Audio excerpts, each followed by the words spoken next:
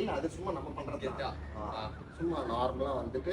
வணக்கம் டபாய்ஸ், நான் பண்ண போற ஐசியனுக்கு இன்னும் 17 நாள் தான் இருக்கு. இன்னைக்கு 2 முக்கியமான விஷயம் பண்ணணும். ஒன்னு வந்து பாத்தீங்கன்னா வந்து சரி ஓகே காலைல கார்டியோ முடிச்சுட்டு நான் என்ன பண்ணேன், சரி ஓகே லோக்கி நான் போய் மீட் பண்ணலாம், லோக்கி நான் கூப்பிட்டுருக்காருன்னு சொல்லிட்டு இந்த டிராஃபிக்ல போகும்போது என்ன ஆச்சு, போய் ஏதோ முட்டு சந்தில மாட்டிக்கிட்டு எனக்கு சுத்தமா எங்க இருக்குன்னே தெரியல.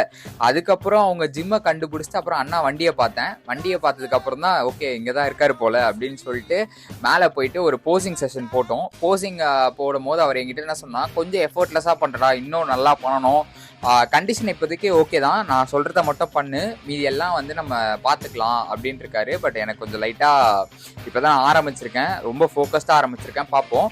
அதை முடிச்சுட்டு எனக்கு தெரிஞ்சு வர்றதுக்குள்ள எனக்கு வந்து ஒரு மாதிரி ஆயிடுச்சு. போறதுக்கு ரீசனே வந்து பாத்தீங்கன்னா வந்து ஐசிஎனுக்கு வந்து அப்ளிகேஷன் போட்டுடலாம் தான் போனோம்.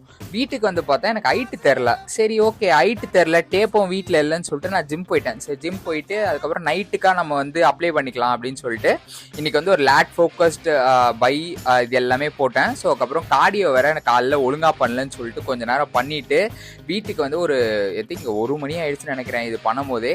ஸோ புக் பண்ணியாச்சு, நமக்கு நம்பர் கொடுத்துட்டாங்க. சரி நம்பரை சொல்லலான்னு பார்த்தா நம்பரை வந்து சொல்லக்கூடாது அப்படின்னு போட்டிருக்கு. ஸோ அதனால் நம்பர் சொல்லலை.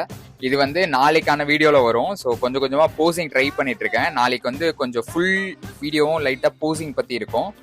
டேக் கேர் பாய்ஸ், நம்ம நாளைக்கு சந்திப்போம்.